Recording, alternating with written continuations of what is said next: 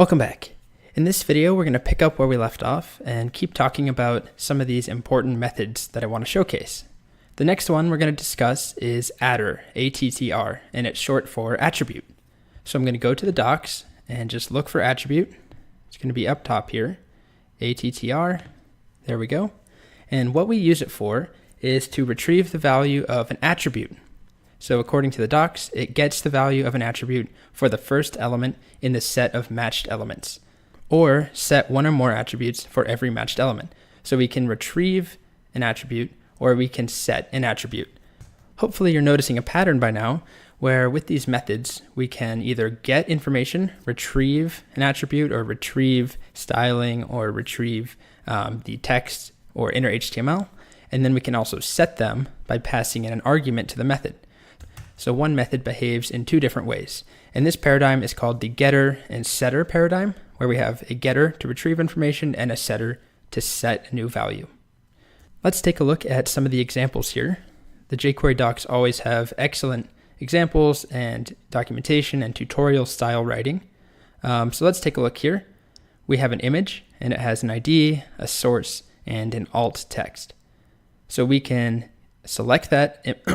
So we can select the image with great photo, the ID great photo .attr, and we pass in what we're trying to change, which is alt, and then we can pass it in a new value.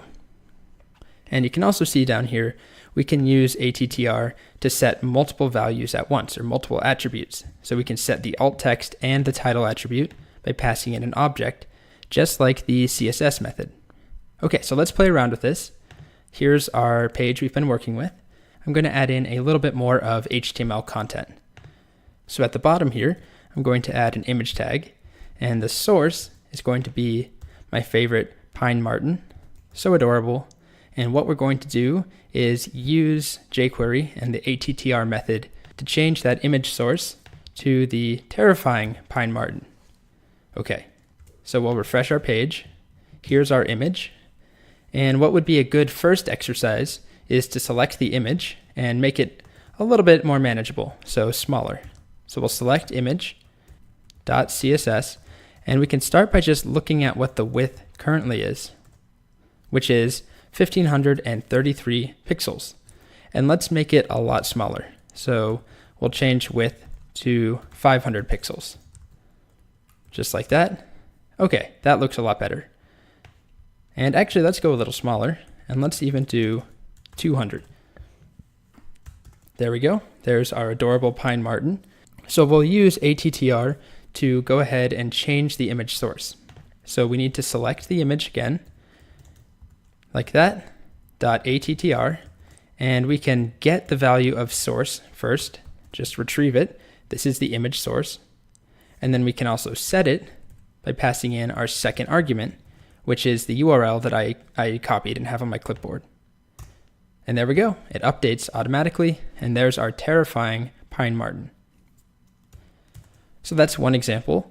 Another thing that we could do here is select this input, which is type equals text, and we could change the value of the type attribute. So we'll do that here. Input, and then let's look at the attribute. Well, let's start by just looking at input. It's the only one on the page.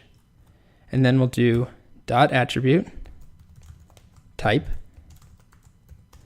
and we see type is text. And now we can play around with that and change that to be type is color. And watch this input here as I hit enter. It now changes to a color input. And we can do the same thing, change it this time to be a checkbox. There we go. Okay, so let's go back to text, because we are going to use this later in the video as a text input. The last thing that I want to demonstrate is the behavior of the attr method on multiple elements. So let's add in a few image tags. So we'll do 1, 2, 3 images, and I am going to need to refresh to get those. And they're those gigantic images, so I'm going to resize again, and that will be image.css width, 200 px. And because of the magic of jQuery, that will make all of them 200 pixels. Okay, Let's suppose I want to only change the first one here to be the scary pine marten photo with the teeth. What I did earlier won't work. If I try and just select the image, that is actually all images. And so it will change all three of their image sources. So if I only want the first one, I can use image : and remember there's first of type, like that, or the built-in jQuery first, which is shorter, but actually slightly slower because it's not using a built-in CSS selector. So I'll go back to first of type, and then we can change source to be our scary image URL. And if I hit enter, it only impacts that first image. And if I wanted to update the last image to have the same image source, this terrifying pine marten, I have a few options. And the first one that I'll show is to select all images like this, and then use the .last method, which is something you haven't seen yet. And this will return the last element from a given selector. So this selects all three images, and then we're asking for the last one. And then we can do .attr source, and then we can paste in our image source and hit enter. And you can see that the last image is changed as well. And then lastly, I'll demonstrate changing all three of them together. So I have a new image URL I'll copy over here, and we'll change the source attribute on all of them by just selecting all images like this, and then running .attribute source, comma, and pasting in our new URL, and all three images change simultaneously. So to summarize attr, if we just give it one argument, like source, but we don't pass in a second argument, it will just return the value of source. So that's the getter. And then if we provide a second argument, like a new URL, like we did here, that will actually update the value of source on every single element that we selected previously. So the next thing that I want to demonstrate is the val method, so VAL. What val does is that it helps us extract the value from an input. So if you can think back to when we made that scorekeeper with plain JavaScript, and we had that number input. In that input, you could specify the winning score, if we're playing to 5 or to 10, and we needed to extract the value out of there, we used a property called .value. Well, .val is jQuery's wrapper for value, just like HTML is the wrapper for inner HTML, and text is the wrapper for text content. We can take a look at a few examples. As you can see here, if we don't pass in any arguments, it will return the value of a particular element that we select.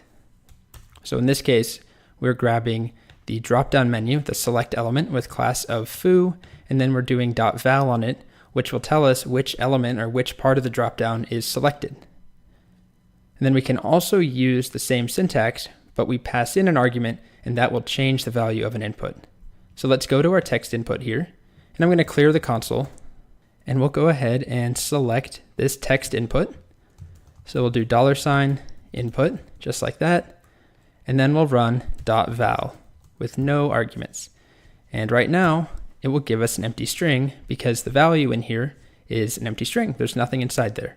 So if we type something now, like my name, and then we ask for the value, it tells us cold steel.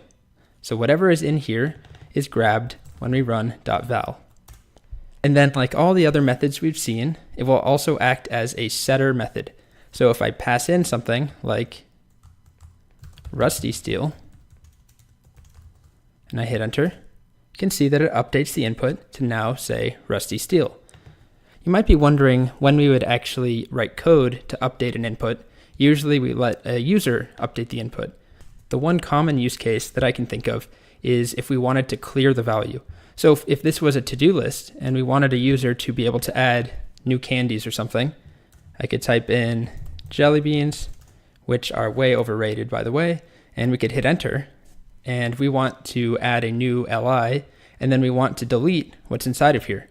We would use .val. So I'll show you. Just looks like this. And then we're going to set it to an empty string.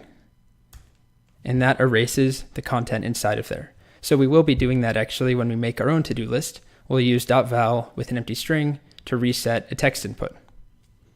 The last thing I'll mention is that .val works on all elements that have a value attribute. So it's not just inputs with type equals text.